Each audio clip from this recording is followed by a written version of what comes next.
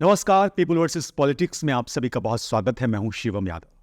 चुनाव में झूठ फैलाकर वोट बटोरने का जो चलन शुरू हुआ है उसमें भारतीय जनता पार्टी अव्वल है और उसने सबको पीछे छोड़ दिया है।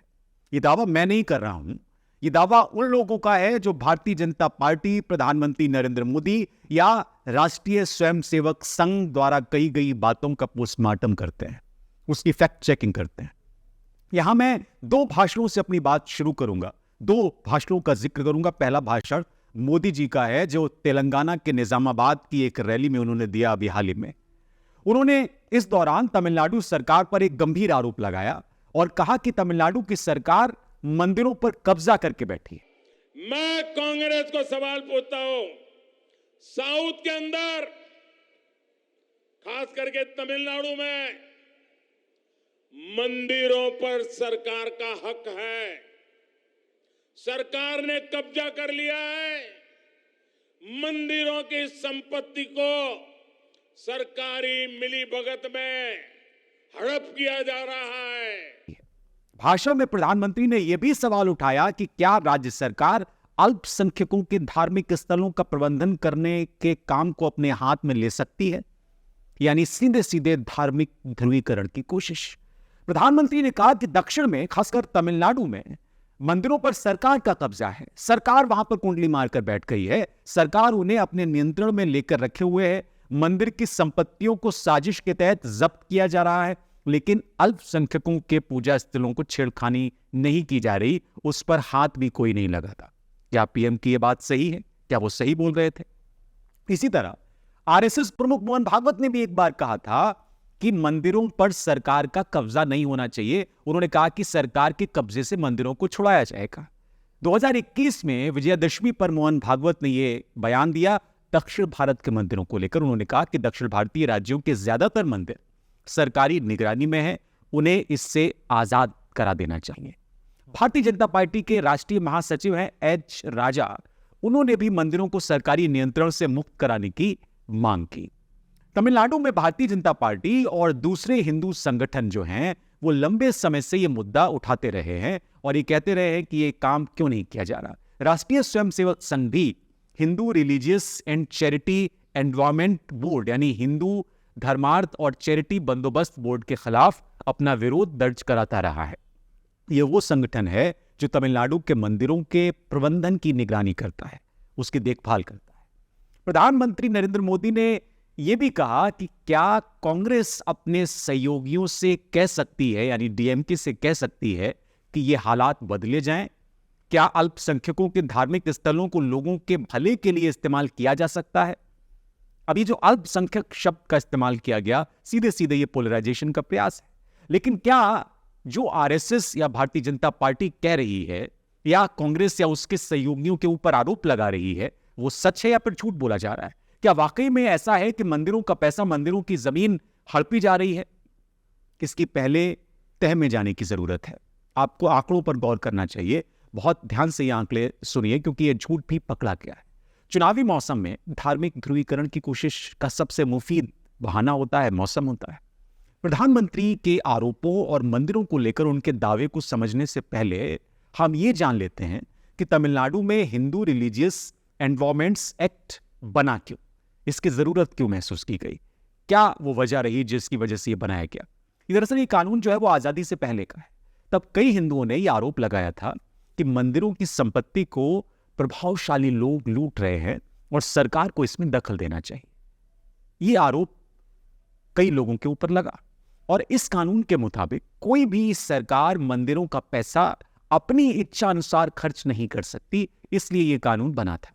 मंदिरों की आमदनी जो है उससे संबंधित देवताओं के नाम पर बैंक में खाते खुलवा दिए जाते हैं, अकाउंट खुलवा दिए जाते हैं और वहां पर यह पैसा जमा कर दिया जाता है। पैसा कैसे खर्च किया जाएगा इसको लेकर भी बहुत विस्तार से साफ साफ नियम बनाए गए हैं।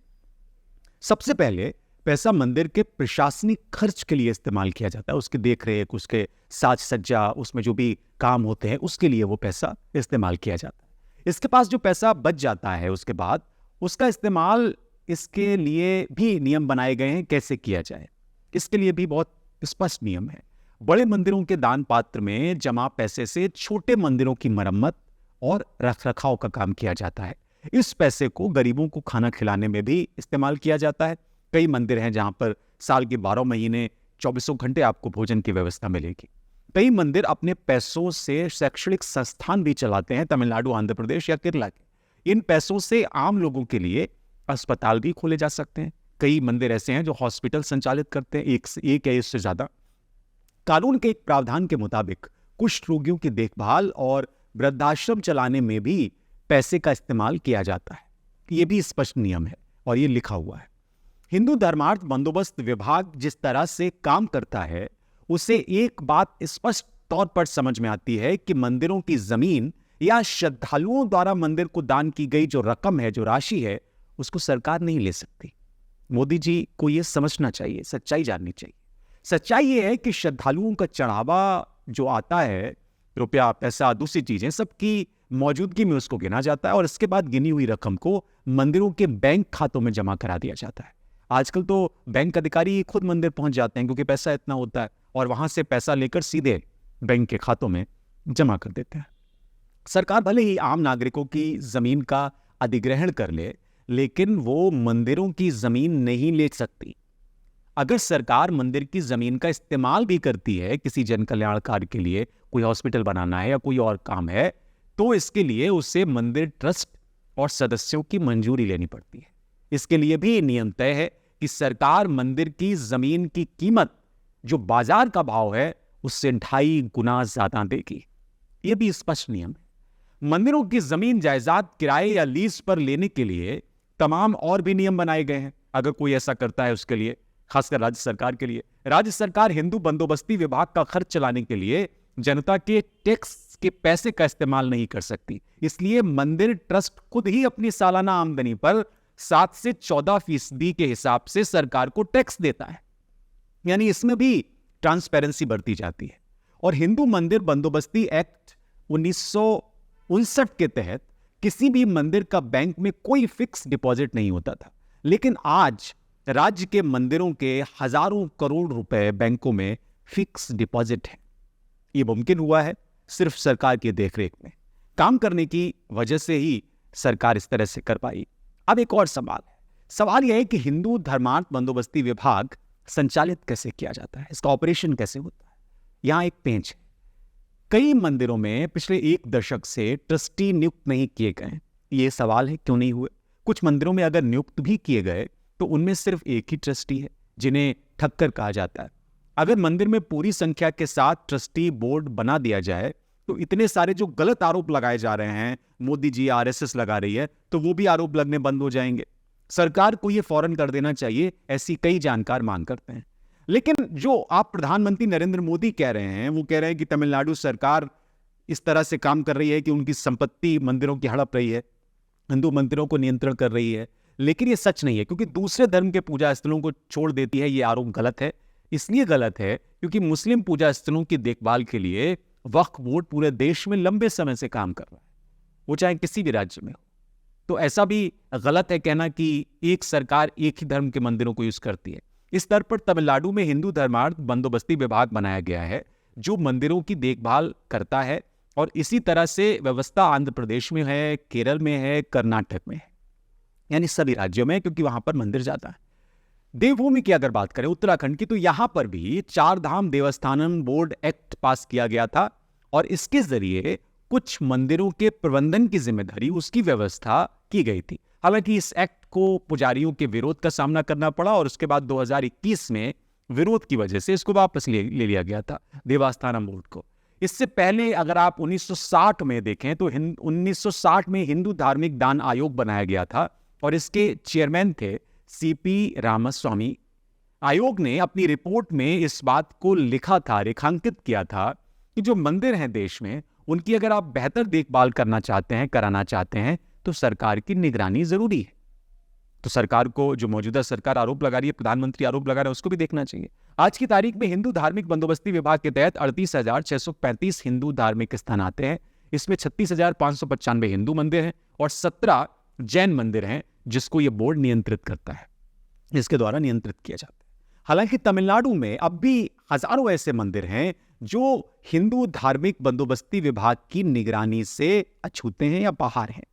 ऐसे में इन मंदिरों को भी इसके दायरे में लाने का प्रयास चल रहा है, क्योंकि ऐसे मंदिर भी हैं जिनका सालाना खर्चों का जो ब्यौरा है वो बंदोबस्ती विभाग को नहीं दिया जाता, और इसकी वजह से बंदोबस्ती विभाग काम कर रहा है कि इनको भी इसके दायरे में लाया जाए।